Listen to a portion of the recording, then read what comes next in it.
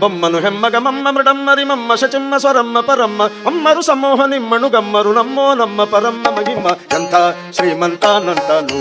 ಅನೇಕ ಹರಿದಾಸರು ಅದ್ಭುತವಾದ ಕೃತಿಗಳನ್ನು ಮಾಡಿ ಶಬ್ದ ಸಾಹಿತ್ಯಕ್ಕೆ ಶ್ರೀಮಂತಿಕೆಯನ್ನು ತಂದುಕೊಟ್ಟಾರೆ. ಒಂದು ಘಟನೆ ಬಾಗಲಕೋಟೆಯಲ್ಲಿ ನಡೀತು. ಬಾಗಲಕೋಟೆಯ ಪ್ರಸನ್ನ ವೆಂಕಟದಾಸರು, ಅವರ ಮೊದಲನೇ ಹೆಸರು ವೆಂಕಣ್ಣ, ವೆಂಕಟೇಶ ಅಂತ. ವೆಂಕಟೇಶ ನಮ್ಮ ಆಡು ಭಾಷೆಯಲ್ಲಿ ಉತ್ತರ ಕರ್ನಾಟಕದಲ್ಲಿ ವೆಂಕಟೇಶ ಇದ್ದರೆ ವೆಂಕಣ್ಣ ಅಂತ ಕರೀತಾರೆ. ವೆಂಕಣ್ಣ ತಿಳುವಳಿಕೆ ಬರೋಕ್ಕಿಂತ ಮೊದಲೇ ತಂದೆ ತಾಯಿಯನ್ನು ಕಳ್ಕೊಂಡಿದ್ದ. ಅಣ್ಣ ಅತ್ತಿಗೆ ಆಶ್ರಯದಲ್ಲಿ ಬೆಳೆದ. ಅಣ್ಣ ತುಂಬ ಒಳ್ಳೆಯವನಾಗಿದ್ದ, ಆದರೆ ಅತ್ತಿಗೆ ಮಾತ್ರ ತುಂಬ ಕ್ರೂರಿಯಾಗಿದ್ದ.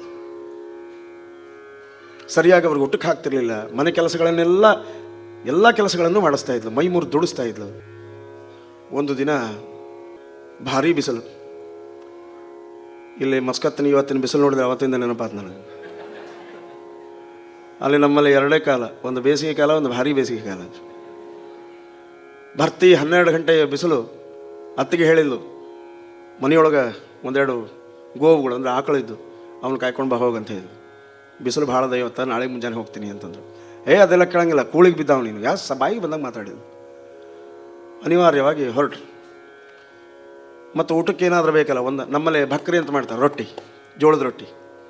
ಸುಮಾರು 8 ದಿವಸದಿಂದ ಮಾಡಿಟ್ಟಿದ್ದ ರೊಟ್ಟಿ ಜೋರಾಗಿ ಹಿಡಿದ್ರೂ ಮುರಿಯಂಗಿಲ್ಲ ಅಂಥ ಭಕ್ರಿಗಳನ್ನು ಕೊಟ್ಟು ಅದ್ರ ಮೇಲೆ ಸ್ವಲ್ಪ ಚಟ್ನಿ ಪುಡಿ ಹಾಕಿ ತೊಗೊಂಡು ಹೋಗುವಂತೆ. ಇವರಂದರು, ಇಲ್ಲ ಇವು ಭಾಳ ಬಿರುಸವ, ಹಲ್ಲಿಗೆ ಬರೋದಿಲ್ಲ, ಸ್ವಲ್ಪ ಮಜ್ಜಿಗೆ ಇದ್ರೆ ಕೊಟ್ರಿ ಅಂತ ಕೇಳಿದ್ರು. ಆ ಮಜ್ಜಿಗೆ ಕೇಳಿದ್ದೇನೆವ ನೋಡ್ರಿ, ಬಾಯಿಗೆ ಬಂದಾಗ ಮಾತಾಡಿದ್ರು. ಅವ್ರ ತಂದೆ ತಾಯಿನ ಬೈದ್ಲು, ನಿಮ್ಮ ತಂದೆ ತಾಯಿ ಸಾಯೋದಿಲ್ಲದ ನಿನ್ನ ನನ್ನ ಹೆಣಕ್ಕಿಟ್ಟು ಹೋಗ್ಯಾರ ಅಂತ. ಈ ಪರಿ ಕೆಟ್ಟ ಕೆಟ್ಟ ಮಾತುಗಳನ್ನು ಆಡಿದ ಮೇಲೆ ಇವ್ರಿಗೆ ಭಾಳ ಬೇಸರ ಆಯ್ತು. ಇಷ್ಟು ಒಂದು ಮಜ್ಜಿಗೆಗೆ ನಾನು ಪರಾಧೀನ ಅಂದಿಲ್ಲ, ನಾನು ಮನೆ ಬಿಟ್ಟು ಹೋಗ್ತೀನಿ ಅಂತ ಹೇಳಿದರು. ಅವಳಂದು, ಏನು ಕತ್ಸತ್ರ ಹಾಳುಗೋಡೆ ನಂಗೆ ಮತ್ತೆ ಹೊಟ್ಟೆಸ್ತ್ರ ನೀನೇ ಬರ್ತೀವಿ ಹೋಗಂತ ಬೈದ್ಕಾಜು. ಅವರು ನೇರವಾಗಿ ಅಲ್ಲಿ ಬಾಗಲಕೋಟೆಯಲ್ಲಿ ಘಟಪ್ರಭಾ ನದಿ ದಂಡೆ ಮೇಲೆ ಒಂದು ರಾಮದೇವರ ದೇವಸ್ಥಾನ, ಇದು ಅವತ್ತು ಮುಳುಗಡೆಯಾಗಿ ಹೋಗಿದೆ. ಅಲ್ಲಿ ಹಿಮಾಚಲ ಪ್ರದೇಶದಿಂದ ಬಾಬಾ ಬೈರಾಗಿಗಳು ಬಂದು ಅಲ್ಲಿ ಇಳ್ಕೋತಿದ್ರು. ಎಲ್ಲ ಕಡೆ ಭಿಕ್ಷಾ ಬೇಡಿ ಬಂದು ಅಲ್ಲಿ ಭಗವಂತನ ನಾಮಸ್ಮರಣೆ ಮಾಡ್ತಾ ಅದನ್ನೇ ಸ್ವೀಕಾರ ಮಾಡ್ತಾಯಿದ್ರು. ಅವರು ಮಾಡುವ ಭಜನೆಯಲ್ಲಿ ಅವರು ಪಾಲ್ಗೊಳ್ತಾ ಇದ್ರು. ಮನೆ ಬಿಟ್ಟು ಹೋಗ್ಬೇಕು ಅಂತ ನಿರ್ಧಾರ ಮಾಡಿ ಅವ್ರ ಕಡೆಗೆ ಬಂದರು. ಅವರೆಲ್ಲ ತಿರುಪತಿಗೆ ಹೊಂಟಿದ್ರು. ತಿರುಪತಿಗೆ ಹೋಗೋ ಕಾಲಕ್ಕೆ ಅವ್ರು ಹೇಳಿದರು, ನಾನು ಬರ್ತೀನಿ, ನಿಮ್ಮ ಜೊತೆ ಕರ್ಕೊಂಡು ಹೋಗ್ರಿ. ಒಬ್ಬ ಹೇಳ್ದ, ನೀನು ವೇದಾಧ್ಯಯನ ಮಾಡುವಂಥ ಬ್ರಾಹ್ಮಣ ಹುಡುಗ, ನಿಮ್ಮ ಮನೆಯಲ್ಲಿ ನಿಮ್ಮ ತಂದೆ ತಾಯಿ ಕಾಯ್ತಾ ಇದ್ದಾರೆ, ನಮ್ಮ ತೊಗೊಂಡೇನು ಮಾಡ್ತೀವಿ ಹೋಗು ಅಂತ ಹೇಳಿದರು. ಅವರಂದರು, ತಂದೆ ತಾಯಿ ಅಂತೂ ನನಗಿಲ್ಲ, ಇದ್ದವರು ತಂದೆ ತಾಯಿ ಆಗಲಿಲ್ಲ, ನನಗೆಲ್ಲ ಜೀವನ ಬೇಸರ ಹೋಗಿದೆ, ನಿಮ್ಮ ಜೊತೆ ಕರ್ಕೊಂಡು ಹೋಗ್ಬಿಟ್ಟು ನಾನು ಬರ್ತೀನಿ ಅಂತಂದ. ಒಬ್ಬ ಹೇಳ್ದ, ನಿನ್ನ ನೋಡಿದರೆ ಸಾವಿರಾರು ಹಾಡುಗಳ ಗಿಡ ನನಗೆ ಕಾಣ್ತಾ ಇದೆ ನಿನ್ನ ಒಳಗೆ, ನೀ ಬರೋದು ನಮ್ಮ ಜೊತೆ ಬಂದುಬಿಡು ಅಂತ ಕರ್ಕೊಂಡು ಹೋಗ್ತಾ ಇದ್ದಾರೆ. ನಡೀತಾ ನಡೀತಾ ನಡೀತಾ ನಡೀತಾ ತಿರುಪತಿ ಕ್ಷೇತ್ರಕ್ಕೆ ಬಂದರು. ಅವರು ತಿರುಪತಿ ಕ್ಷೇತ್ರ ಮುಟ್ಟಬೇಕಾದ್ರೆ ಅವರ ಮೈಯಲ್ಲಿ ಎಲುಬು ತೊಗಲು ಎರಡೇ ಉಳಿದಿದ್ದು, ಕೃಶವಾಗಿ ಹೋಗಿತ್ತು. ಅಲ್ಲಿ ಮುಟ್ಟಬೇಕಾದ್ರೆ ಸಾಕಬೇಕಾಗಿ ಹೋಗ್ತಾರೆ. ತಿರುಪತಿ ಕ್ಷೇತ್ರ ಮುಟ್ಟಿದ ಮೇಲೆ ಭಗವಂತನ ವೈಭವೋಪೇತವಾದ ಪಟ್ಟಣವನ್ನು ನೋಡಿ ಕಂಗಳಲ್ಲೇ ಆನಂದ ಭಾಷ್ಪ ತುಂಬ್ತಾ ಭಗವಂತನನ್ನು ಪ್ರಾರ್ಥನೆ ಮಾಡಿದರು. ಈ ಯಾತನಾ ಶರೀರದಿಂದ ನನಗೆ ಮೋಕ್ಷ ಕೊಟ್ಟುಬಿಡು, ಇಲ್ಲ ನಾನು ಉದ್ಧಾರ ಮಾಡುವಂಥ ಎಚ್ಚರ ತಪ್ಪಿ ಬಿದ್ದುಬಿಟ್ರು. ಅದೇ ಸಂದರ್ಭದಲ್ಲಿ ಈಗ ನಂಗೆ ಕಾರು ಬೈಕು ಅದು ಏನೂ ಇದ್ದಿಲ್ಲ ಮೇಲೆ ಹೋಗಲಿಕ್ಕೆ, ಕಾಡು ದಾರಿ, ಇವ್ರನ್ನಲ್ಲೇ ಕೆಳಗೆ ಬಿದ್ದಿದ್ರು, ಇವ್ರನ್ನ ಬಿಟ್ಟು ಹೋಗ್ಬಿಟ್ರು ಎಲ್ಲರ ಮೇಲೆ. ಅದು ನೋಡ್ರಿ, ಮನುಷ್ಯನ ಜೀವನದಲ್ಲಿ ಟರ್ನಿಂಗ್ ಪಾಯಿಂಟ್ ಅಂತ ಬರ್ತದೆ. ಅಂಥ ತಿರುವು ಪ್ರಸನ್ನ ವೆಂಕಟದಾಸರ ಜೀವನದಲ್ಲೇ ಬಂತು.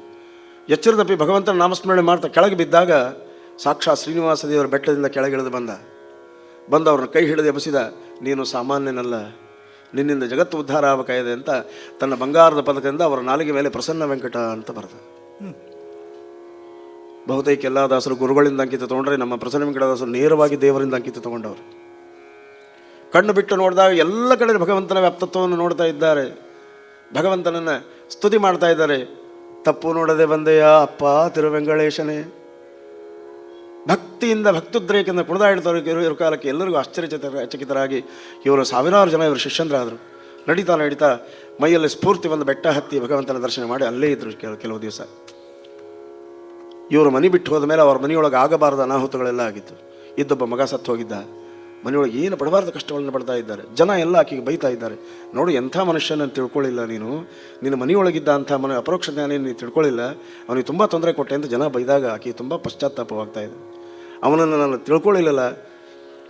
ಅಷ್ಟೊತ್ತಿಗೆ ಏನು ಮಾಡಿದ್ದು ಅಂತಂದರೆ, ಭಗವಂತ ಅವರಿಗೆ ಪ್ರೇರೇಪಣೆಯನ್ನು ಮಾಡಿದ, ನೀನು ಬಾಗಲಕೋಟೆಗೆ ಹೋಗುವಂತ.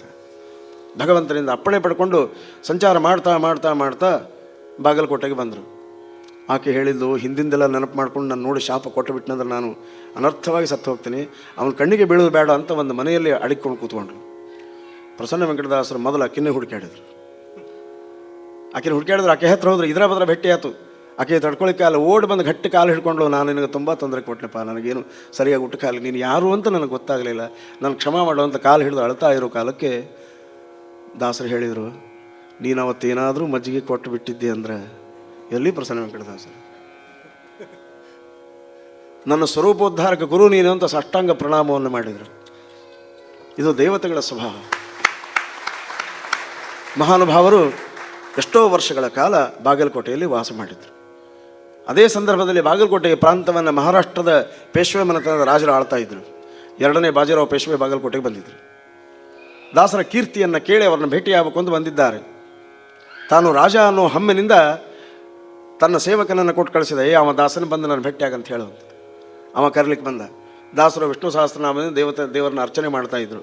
ಅವ ಬಂದು ಕರೆದ, ದಾಸರೇ ನಮ್ಮ ನವಾಬ್ ಸಾಹೇಬ್ರು ಅಂದರೆ ಪೇಶ್ವೆ ಸಾಹೇಬರು ಕರಿತಾ ಇದ್ದಾರೆ, ಬರ್ರಿ ಅಂತ ಕೇಳಿದಾಗ ಅವ್ರು ಹೇಳಿದರು, ಈ ಪೇಶ್ವೆ ಬಿಟ್ಟರೆ ಆ ಪೇಶ್ವೆನ ಹತ್ರ ಬರ್ತೀನಿ ಅಂತ ಹೇಳಿದರು. ಅವ ಹೋಗಿ ಹಾಗೆ ಹೇಳ್ದ, ಅವ್ರ ಪೇಶ್ವೆ ಬೇರೆ ಇದ್ದಾನಂತ್ರಿ, ಅವ ಬಿಟ್ಟರೆ ಬರ್ತಾರಂತ್ರಿ. ಇವರಂದ್ರು, ನಾನು ಎಲ್ಲರಿಗೂ ಪೇಶ್ವೆ, ನನಗಿಂತ ದೊಡ್ಡವ ಯಾರಿದ್ದಾರೆ ಅವನು ನೋಡೇ ಬಿಡಬೇಕು ಅಂತ ತನ್ನ ಪರ್ಸನಲ್ ಸೆಕ್ರೆಟರಿಯನ್ನು ಕೊಟ್ಟು ಕಳಿಸಿದ್ರು. ದಾಸರನ್ನು ಕರ್ಕೊಂಡು ಬಂತು. ಆ ಪರ್ಸನಲ್ ಸೆಕ್ರೆಟರಿ ಬುದ್ಧಿವಂತ ಬ್ರಾಹ್ಮಣನಾಗಿದ್ದ. ಅವನ ಕೆಲಸ ಏನು ಅಂದ್ರೆ ಸ್ಟೆನೋಗ್ರಾಫರ್ ಕೆಲಸ. ಪೇಶ್ವೆ ಬಾಜಿರಾವ್ ಸಾಹೇಬರು ಏನು ಹೇಳ್ತಾರೆ ಅಲ್ಲಿದ್ದಲ್ಲೇ ಡಿಕ್ಟೇಷನ್ ಮಾಡಿ ಕೊಟ್ಬಿಡ್ತಿದ್ದ. ಅವನು ವೇಗವಾಗಿ ಬರೆಯೋದನ್ನು ಮೆಚ್ಚಿ ಪೇಶ್ವೆ ಸಾಹೇಬರು ಅವನಿಗೆ ಬಂಗಾರದ ಪೆನ್ನು ಕೊಟ್ಟಿದ್ರು. ಅವ ಕಿವಿ ಒಳಗೆ ಇಟ್ಕೊಂಡು ಅಡ್ಡಾಡ್ತಿದ್ದ. ಅದೊಂದೇನು ಗೌರವ. ಅವ ಕರ್ಲಿಕ್ಕೆ ಬಂದ. ದಾಸರು ಭಾಗವತವನ್ನು ನೋಡ್ತಾ ಕೂತ್ಕೊಂಡಿದ್ದಾರೆ, ಅವಲೋಕನ ಮಾಡ್ತಾ ಇದ್ದಾರೆ. ಬಂದು ನಮಸ್ಕಾರ ಮಾಡಿದ. ಸ್ವಾಮಿ, ನಮ್ಮ ಪೇಶ್ವೆ ಸಾಹೇಬರು ನೀವು ನೋಡ್ಬೇಕಂತಾರೆ, ದಯವಿಟ್ಟು ಬರಬೇಕು. ದಾಸರಂದರು, ನಾನು ಬರ್ತೀನಿ, ನಿನ್ನ ಕರ್ಣಭೂಷಣ ಕಿವಿಯೊಳಗೆ ಇಟ್ಟಿಲ್ಲ, ಅದು ಏನು ಅಂತ ಕೇಳಿದರು. ಇದು ಬಂಗಾರದ ಪೆನ್ನು, ನಾನು ವೇಗವಾಗಿ ಬರಿತೀನಿ, ನಾನು ವೇಗವಾಗಿ ಬರೆಯೋದನ್ನು ಮೆಚ್ಚಿ ಪೇಶ್ವೆ ಸಾಹೇಬರು ನಾವು ಬಹುಮಾನ ಅಂತ ಕೊಟ್ಟಾರ, ಬೇಕಾದ್ರೆ ನೀವು ಒಂದು ಹಾಡಿದ್ರೆ ಹೇಳ್ರಿ, ಬರೆದು ಕೊಡ್ತೀನಿ ಅಂತಂದು. ಬರಿತೀಯಾ? ಹಾಗಾದ್ರೆ ಭಾಳ ದಿವಸದಿಂದ ಒಂದು ಹಾಡು ನನ್ನ ತಲೆ ಸುಳಿತಾ ಇದೆ, ನಾನು ಹೇಳ್ಕೊತ ಹೋಗ್ತೀನಿ, ನೀನು ಬರ್ಕೋತ ಹೋಗು ಅಂತಂದರು. ಮತ್ತು ಏನು ಡಿಕ್ಟೇಷನ್ ಮಾಡ್ತೀನಿ, 2 ಸಾಲಿನ ಹಾಡು ಎಷ್ಟೊತ್ತು, 1 ಮಿನಿಟ್ನ ಬರೆದು ಕೊಡ್ತೀನಿ ಅಂತಂದ. ಹಾಗಾದ್ರೆ ಕೂಡ ಅಂತ ಹೇಳಿದ್ರು. ಅವ್ರು ಹಾಡು ಹೇಳಿದರು. ಅವ್ರು ಯಾವ ಹಾಡು ಹೇಳಿದರು, ಅವ ಏನು ಬರೆದ, ಅವನ ಪರಿಸ್ಥಿತಿ ಮುಂದೆ ಏನು ಅನ್ನೋದು ನೀವೆಲ್ಲ ಭಾಳ ಲಕ್ಷ ಕೊಟ್ಟು ಕೇಳಬೇಕು.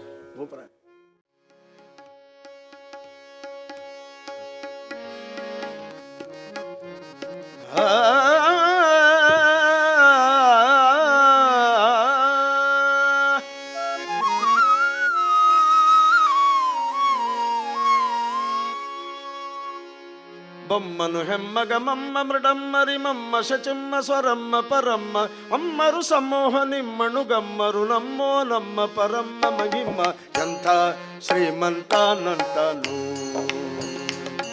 ಇವನೆಂಥ ಶ್ರೀಮಂತಾನಂತನು ಶ್ರೀಕಾಂತಯ ಕಾಂತ ಎಂಥ ಶ್ರೀಮಂತಾನಂತನು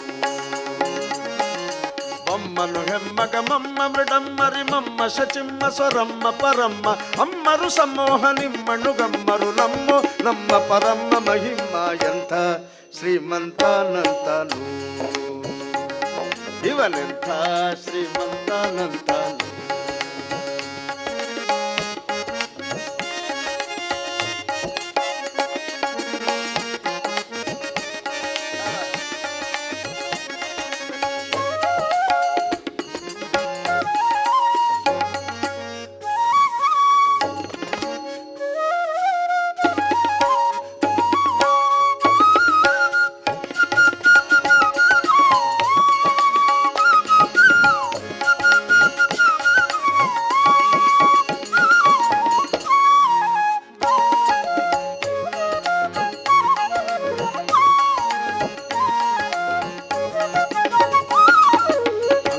ಹಂಗಳ ಅಂಗನಂತ ಗಡ ಮಂಗಳ ಪಾಂಗ ವಿಶ್ವಂಗಳ ಮಂಗಳ ಚಿಂಗರದಂಗುಟ ಜಂಗದ ಜಗದ ಅಘಂಗಳ ಘಂಗಳ ಹಿಂಗಿ ಪಳಾಂಗ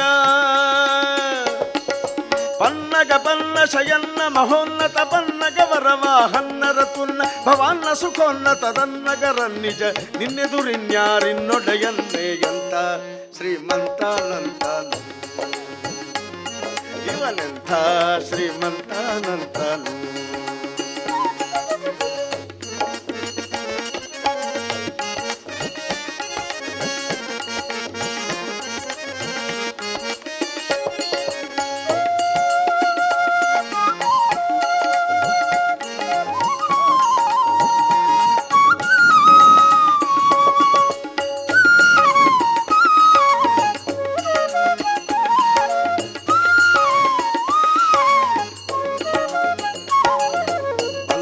ಕೈವಲ್ಯಜ್ಞರೊಲ್ಲಭ ಸುಲ್ಲಭ ಬಲ್ಲಿದ ಖುಲ್ಲರದಲ್ಲಣನಲ್ಲದೆ ಹುಲ್ಲುದನೊಲ್ಲೊಳವಲ್ಲ ನಿನಲ್ಲದೆ ಸಲ್ಲದು ಸೊಲ್ಲ ನಿನಿಲ್ಲದಿ ನಿಲ್ಲ ವಲ್ಲ ಕೈವಲ್ಯಜ್ಞರೊಲ್ಲಭ ಸುಲ್ಲಭ ಬಲ್ಲಿದ ಖುಲ್ಲರದಲ್ಲಣನಲ್ಲದೆ ಹುಲ್ಲುದನೊಲ್ಲೊಳವಲ್ಲ ನಿನಲ್ಲದೆ ಸಲ್ಲದು ಸೊಲ್ಲ ನಿನಿಲ್ಲದಿ ನಿಲ್ಲ ಎಂಥ ಶ್ರೀಮಂತನಂತನು ಇವನೆಂಥ ಶ್ರೀಮಂತನಂತನು.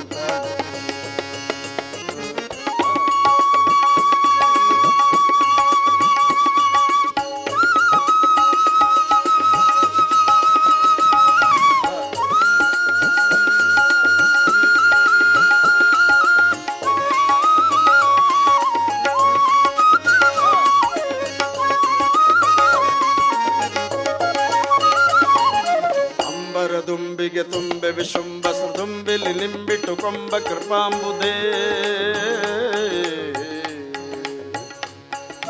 ಅಂಬರ ದುಂಬಿಗೆ ತುಂಬೆ ವಿಶುಂಭ ಸುದುಂಬಿಲಿ ನಿಂಬಿಟ್ಟು ಕೊಂಬ ಕೃಪಾಂಬುದೇ ಡಿಂಬ ಕದಂಬಕ ಬಿಂಬ ಪ್ರಸನ್ನ ವೆಂಕಟ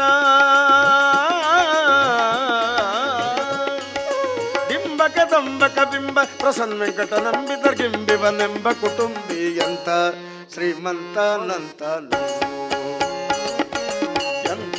ಶ್ರೀಮಂತನಂತನು ಶ್ರೀಕಾಂತಯ ಕಾಂತ ಎಂಥ ಶ್ರೀಮಂತನಂತನು. ಬೊಮ್ಮನು ಹೆಮ್ಮಗ ಮಮ್ಮ ಮೃಡಮ್ಮರಿ ಮಮ್ಮ ಶಚಿಮ್ಮ ಸ್ವರಮ್ಮ ಪರಮ್ಮ ಅಮ್ಮರು ಸಮೋಹ ನಿಮ್ಮಳು ಗಮ್ಮರು ನಮ್ಮೋ ನಮ್ಮ ಪರಮ್ಮ ಮಹಿಮ್ಮ ಎಂಥ ಶ್ರೀಮಂತನಂತನು ಇವನೆಂಥ ಶ್ರೀಮಂತನಂತನು ಎಂಥ ಶ್ರೀಮಂತನಂತನು ಎಂಥ ಶ್ರೀಮಂತನಂತನು ಎಂಥ ಶ್ರೀಮಂತನಂತನು.